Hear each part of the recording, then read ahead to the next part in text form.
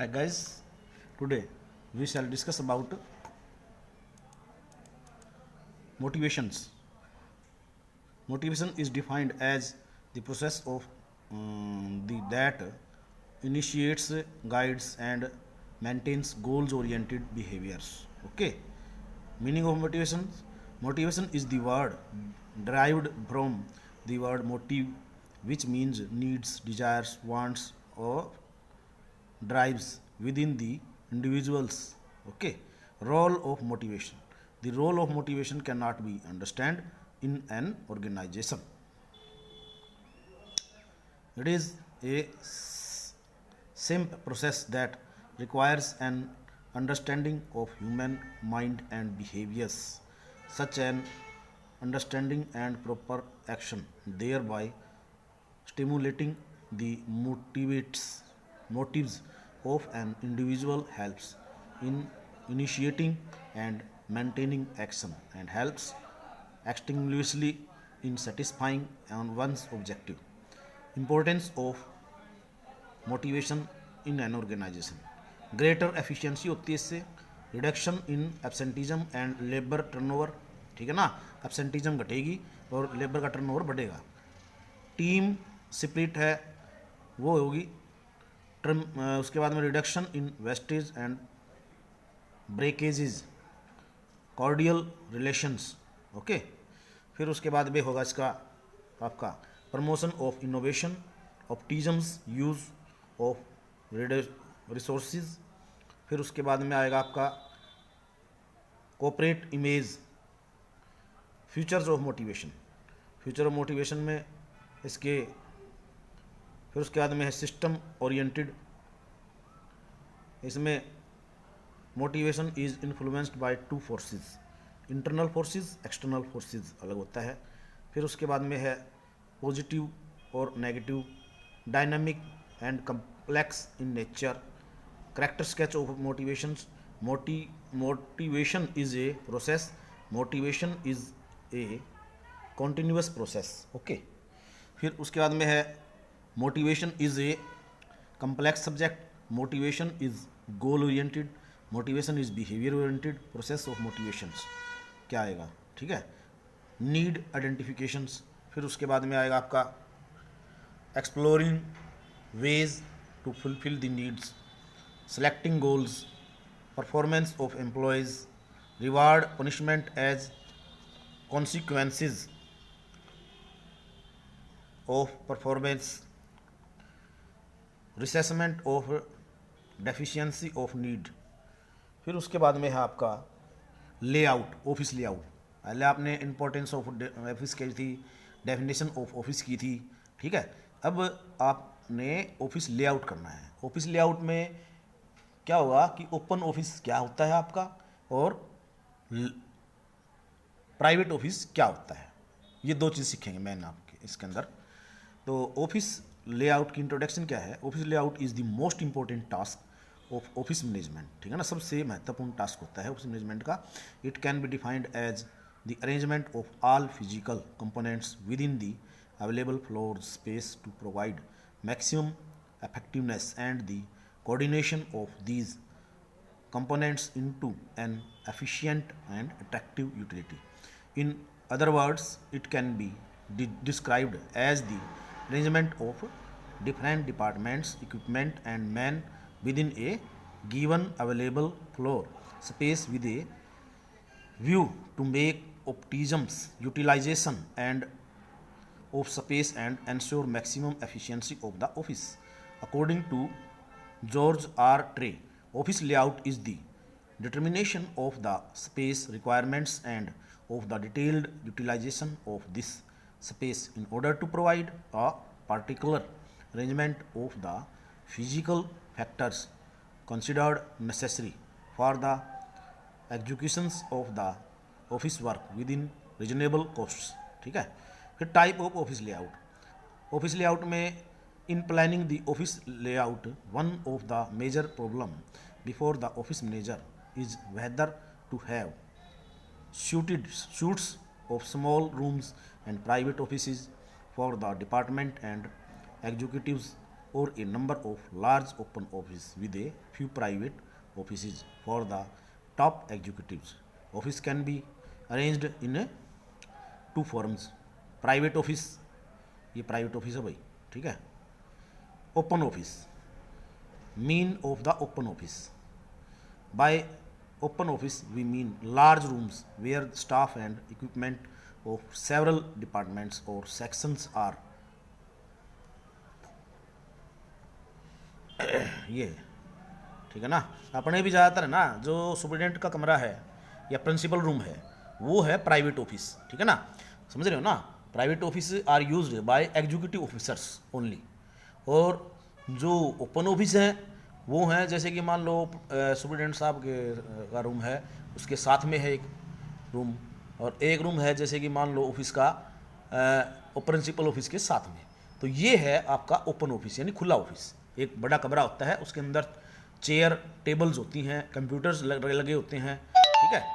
तो वो होता है भैया आपका open office. Each section or department is allotted a separate space within these small rooms. Advantage and merits of open office का क्या है. स्ट्रेट फ्लो ऑफ वर्क होता है इसमें, ठीक है ना. वर्क काम का फ्लो ज़्यादा अच्छा होता है. सेविंग इन स्पेस का बचत होती है, क्योंकि अगर आप हर एक को आप ओपन प्राइवेट ऑफिस दोगे तो उसमें स्पेस ज़्यादा यूज़ होगा और ओपन ऑफिस में कम. लेस कॉस्ट होगी, फ्लेक्सिबिलिटी होगी, इफेक्टिव सुपरविजन होगा इसमें, ठीक है. और कन्वीनियंस इन कम्युनिकेशन होगा, सुविधा होगी बातचीत में, ठीक है. इसमें ओपन ऑफिस में एक डीमेरिट्स भी आती हैं. डीमेरिट्स कौन कौन से होते हैं. नॉइस होता है इसमें, शोर बहुत ज़्यादा होता है. लेक ऑफ सिक्रेसी होती है, हम अपनी बात छुपा के नहीं रख सकते किसी से. हार्मफुल फॉर हेल्थ के लिए हार्मफुल होता है.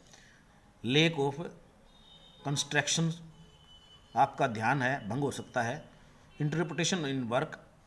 व्हाट इज़ प्राइवेट ऑफिस, क्या होता है प्राइवेट ऑफिस में मैंने बता दिया था. Private office is small rooms और cabinets which are separated from the open office by portions. Sometimes private office is provided to a group of people who are doing special project, performing confidential nature of work और need of concentration of work, ठीक है ना. तो इनके लिए भी हम private office use करते हैं. एडवांटेज क्या है. प्राइवेसी होती है प्राइवेट ऑफिस में. प्राइवेट ऑफिस होता है प्राइवेसी तो होगी. उसके बाद में है पर्सनल एटमॉस्फेयर होता है. फिर कंसंट्रेशन होती है इसमें. टिडी अपीयरेंस होता है. हेल्दी एटमॉस्फेयर होता है. डिसएडवांटेज क्या है. अनइकोनॉमिकल है. कॉस्टली सुपरविजन है. Poor natural lighting and ventilation होता है. Affects free flow of work, poor communication होता है. इनफ्लेक्सिबल होता है, ठीक है ना. तो MS एक्सेल के अंदर भैया आपने करना है आगे inserting, deleting rows, columns, data cut, copy, paste. तो ऐड रोज एंड कॉलम कैसे होगा. पहले जिसको आपने रो या कॉलम में लेने हैं उसमें आप सारा सेलेक्ट करो और फिर उसके दाएं में जाओ. दाएं में राइट साइड क्लिक करोगे, उसके बाद में आपको एक मेनू आएगी, उसके अंदर इंसर्ट कॉलम या इंसर्ट रोज क्लिक करो और फिर वो आ जाएगा, ठीक है ना. ऐसे ये है सेलेक्ट द रो नंबर और कॉलम.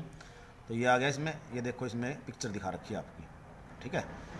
और फिर उसके बाद में है आपका मेक ए सिलेक्शन. तो मेक ए सिलेक्शन वैसे तो कंट्रोल ए से सिलेक्ट हो जाते हैं, ठीक है.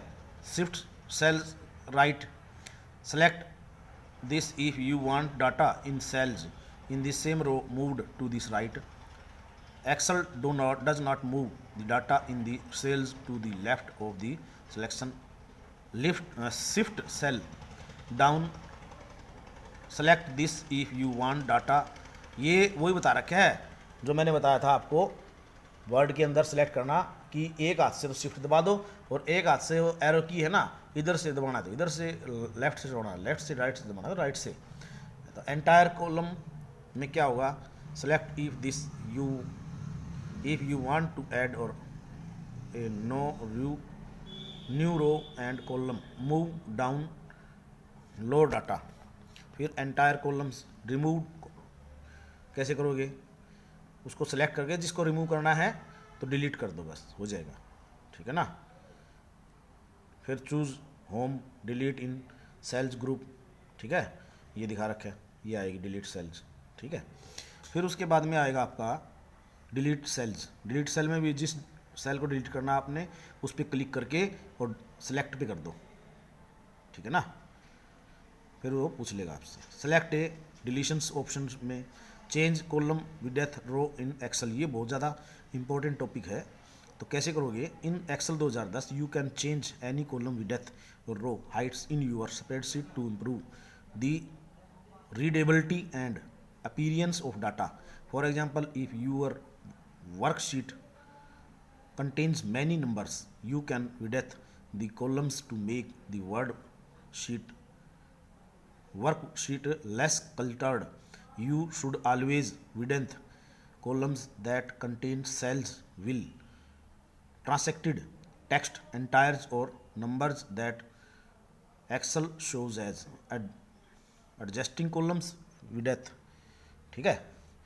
फिर उसके बाद में आ गया आपका ये आ जाएगा, ये पॉइंट्स आएंगे चेंजिंग इन रो हाइट्स। ऐसे ही इसको पढ़ के और आपने करना है चेंजिंग इन रो हाइट्स, ठीक है।